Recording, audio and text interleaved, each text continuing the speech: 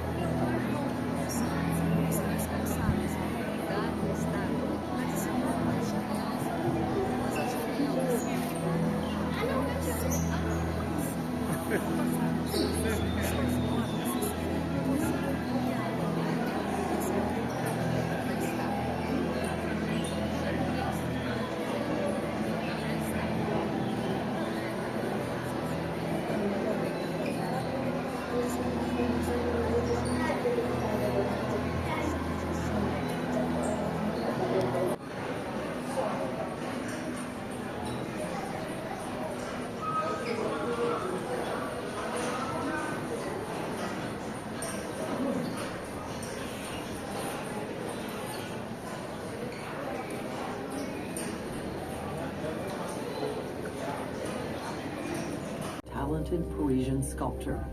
He is fascinated by the colossal monuments of antiquity and the powerful impact of using figures of immense scale to express enormous ideas. Sketches show the great pyramids and the Colossus of Rhodes, the statue of Greek sun god Venus towering over a port. In 1871, Bartholdi crisscrosses America, gathering inspiration, discussing the project with publishers, politicians, and even President Ulysses S. Grant. The sketch reveals an island in a harbor. He searches for the perfect site and finds it. Bedloe's Island, just a tiny speck of land in New York Harbor. But to the artist, a dramatic stage for the colossal statue you've begun to envision. New York Harbor, one of the busiest in the world, teems with international trade and an increasing flow of immigrants drawn to and fueling an unprecedented surge of industry and wealth in the wake of the Civil War.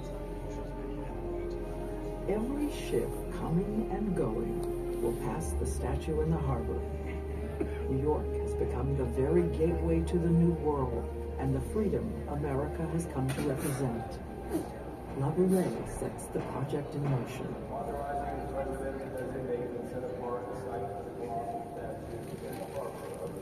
He secures permission to place the statue on Bedloe's Island and launches a massive fundraising effort.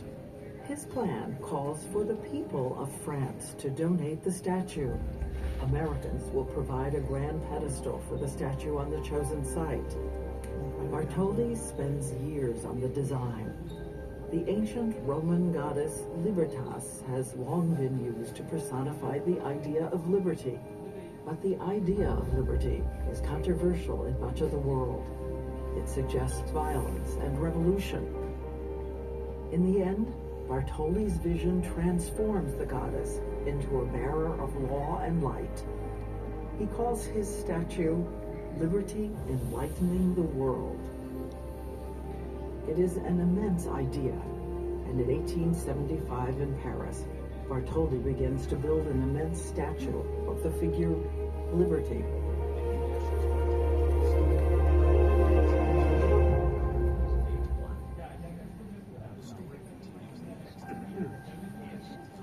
Okay, folks, time to move on to the next theater.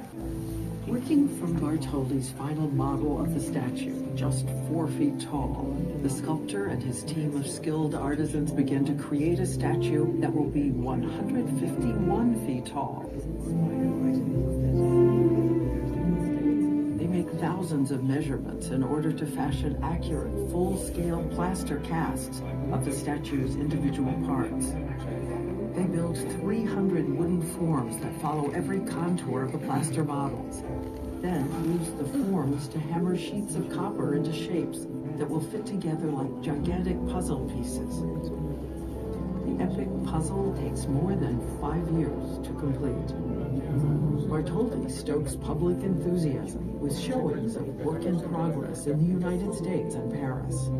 He sells tickets for tours of his workshops. Meanwhile, the sculptor has engineering problems to solve. The statue's copper skin weighs more than 179,000 pounds. Liberty cannot stand without internal structure. For this, Bartholdi turns to the brilliant Alexandre Gustave Eiffel, later famed for what Americans call the Eiffel Tower. Paris, 1881. The full statue begins to rise up,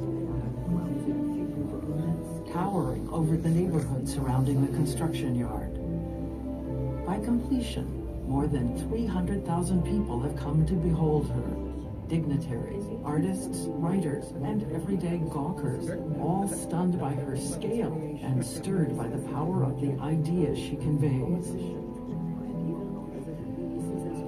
Bartholdi's crew disassembles the statue and packs it in more than 200 crates for its voyage across the Atlantic. With its heavy load, the ship plows through storms and high winds and nearly capsizes. But on June 19, 1885, the French ship is there, enters New York Harbor, met with enormous fanfare and a naval parade. Over the next year, atop the new pedestal on Bedloe's Island, the statue rises again, now to an astounding 305.5 feet, from the ground to the top of her torch. October 28, 1886, America formally dedicates the Statue of Liberty.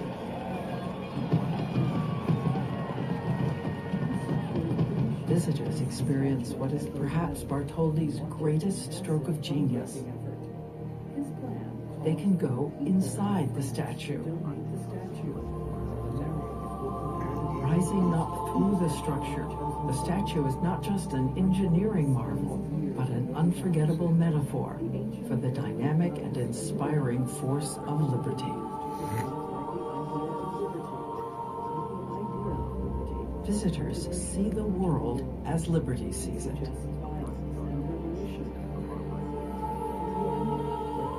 The statue lifts a torch of hope, lighting the way to possibility, to the promise of liberty and justice for all.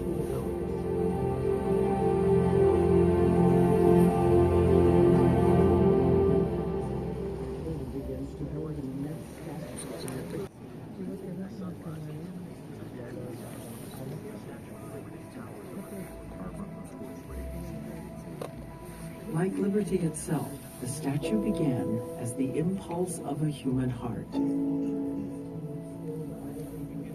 The Statue of Liberty is at once an emblem of America's highest ideals and the deep ironies of our history. Broken shackles at her feet, but the legacy of slavery still very real in 1886 as the statue is dedicated.